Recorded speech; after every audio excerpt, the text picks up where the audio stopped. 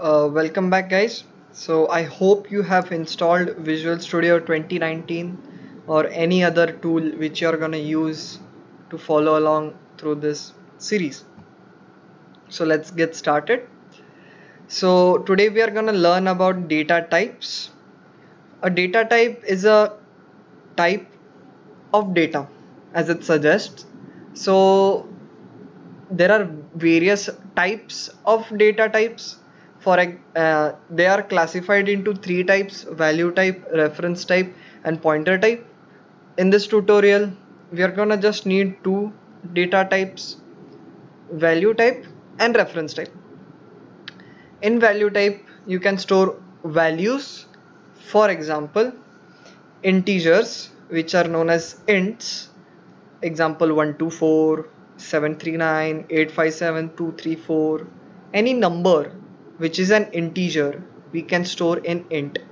Bool or boolean, it stores value true or false. So we can have like is light on, true, is light off, false, something like that.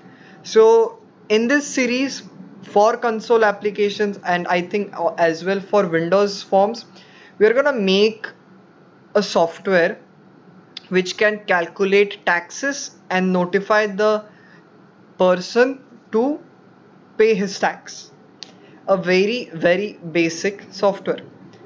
So for that, for example, I can declare an int named as money, which has the value bool, has he paid the tax or not, true or false. Character is a single letter data, so if you want to store a single letter we can do that. Float are decimal values or floating values.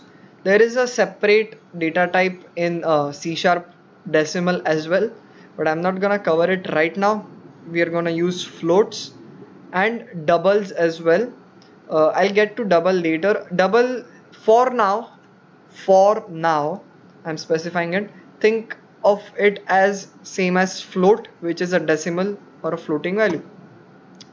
Long is basically integer, but you can make longer integers. That's it. In reference type you have string. String is basically a collection of characters. So in characters you can have only one letter. In string you can have one or multiple letters. And dynamic is you can just give data to this data type, and then this data type will know what type of data it is. In others case, if I give string value, like if I give letters to an integer, it will give an error. Next, so we are going to discuss some terminology right now which we are going to use in this video and videos further. So variables are members of a class used to store data. So first things first, what is a class? For now, think of it as a block of code in which we'll write our functions and everything. If you want, you can ignore class right now, because when we'll get to object oriented programming, I'll teach this. Until then, variables are data containers, so it stores data, so it is a container if you can think of it. Functions are lines of code who perform a specific task. Functions are used when you need to call repeated lines of code. So for example, we saw in the previous video there was console.writeLine. That is not the actual code to write line in a console.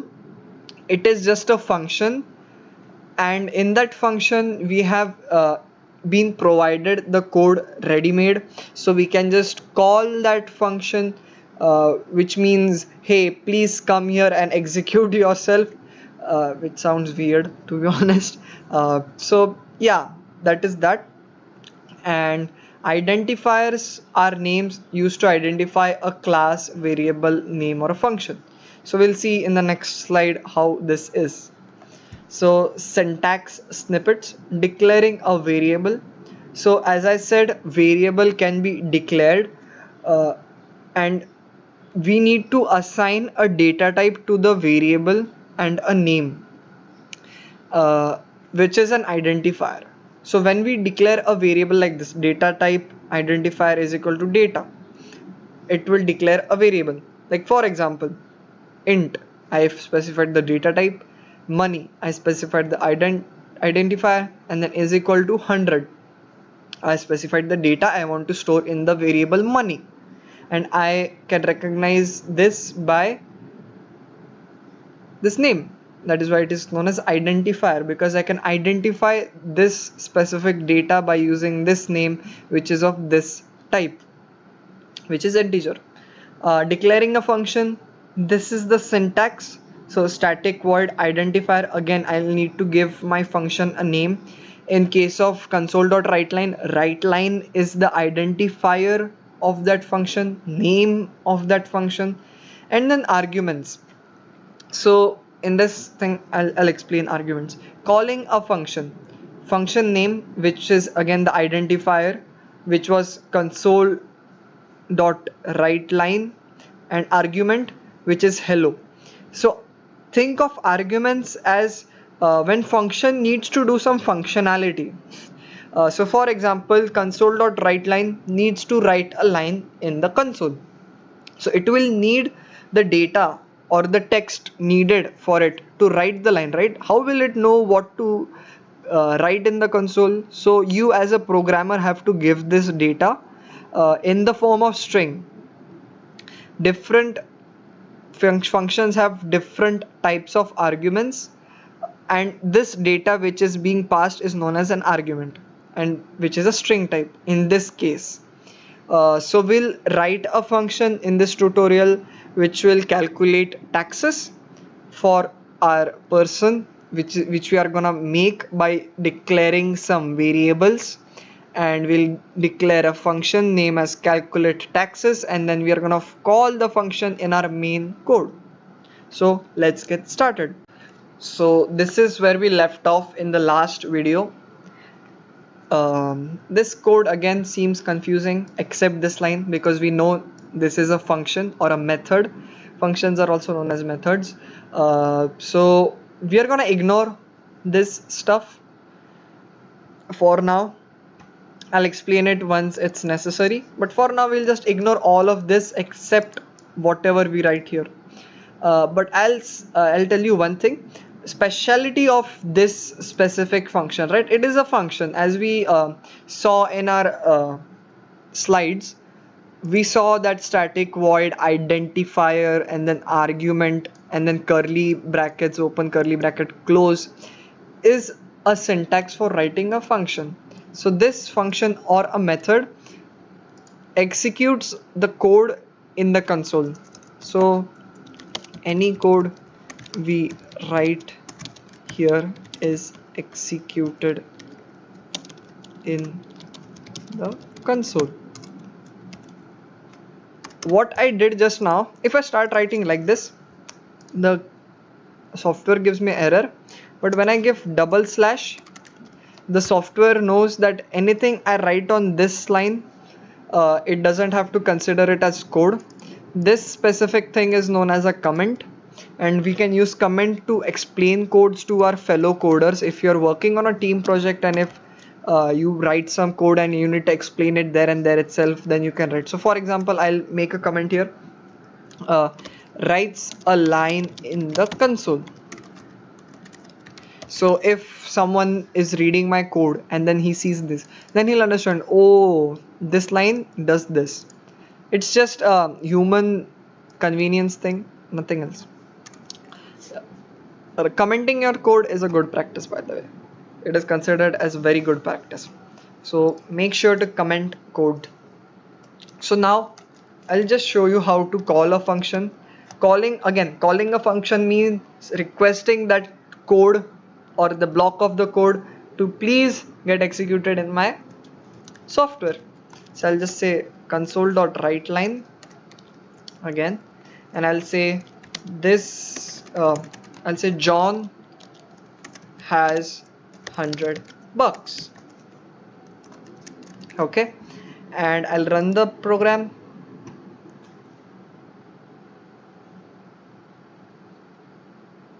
So now you can see it prints hello world and John has $100. So I'll just close this. So now we know our code is working well. To make our tax software, we're gonna need people name, and we need to be able to change the people's name, money they have, and all this stuff. And that's where variables come in, as the name suggests.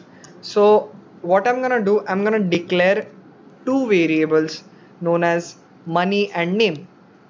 So I want to print like John has $100, so I'll just say int money is equal to 100, and I'll again make one more variable which is known as string, which is known as name, which is of data type string, and I'll use double inverted commas. Anything in double inverted commas is considered as a string, and in integer you can just directly uh, declare it. So I'm just gonna name it John here. So now I want this name to be printed here, this money to be printed here. What we did, we just typed this out, but I don't want that, right? If my name changes, then I want it to be changed. So I want this code to be dynamic. So what I'm gonna do is I'm gonna erase this and this. So what there's a concept which is known as concatenation. So you can combine multiple strings to make a string. So what I'm trying to say is I can go string test is equal to, I can just do this and this, uh, and if I say there, and if I write here hello, it is considered same as string test1 is equal to hello there. These both strings are similar, like they are same, the data in them is same. So we're gonna use that property to advantage of ours. So I'm gonna make two separate strings of has and bucks. I'm gonna add plus signs here, and I want the name to be in start, so I'll just say name plus has um, money bucks.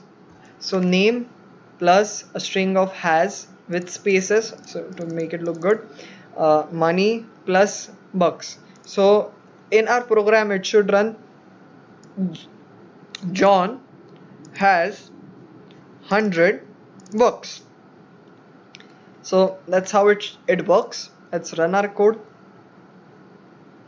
and as you can see it says John has 100 bucks. So if I change my name here to Steve, and if I make my money 25, so and if I run it, it will say Steve has 25 bucks. So easy it is, no worries. So now I want to make something which will calculate taxes.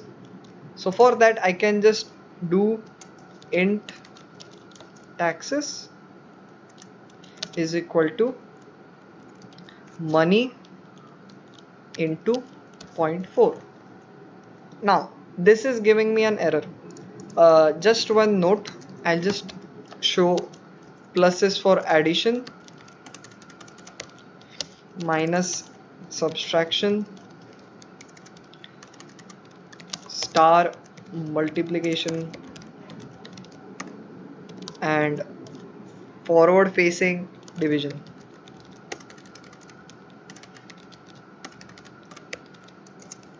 And the syntax is data type or variable is equal to num1 plus num2, and then you can replace your minus star and division. So I just created a variable here directly with specifying the data type, but it's giving me an error. Why is that? So for example, I'll comment and show if our money is 15 rupees or 13 12 rupees. So if this gets multiplied by zero point 0.4, which is our tax rate, so I want people to pay 40% of their money as taxes. So if I multiply 12 into zero point 0.4, it will give me 4.8, which is not an integer. It has a decimal, right? It is not an integer. So that's why it is giving me an error. So he's like, dude, you need to make sure that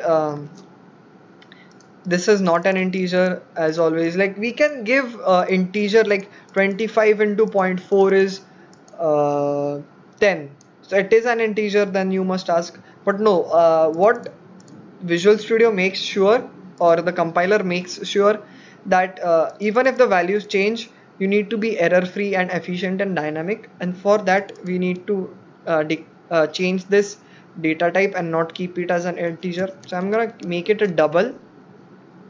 uh, Double, again, as I said previously, is kind of similar as float but not exactly the same, mind it. So yeah, we made a double taxes. So I'll just write one more line, console dot write line, then I'll say name plus, again, has to pay plus, again, plus as taxes, and I'll just pass in my taxes variable.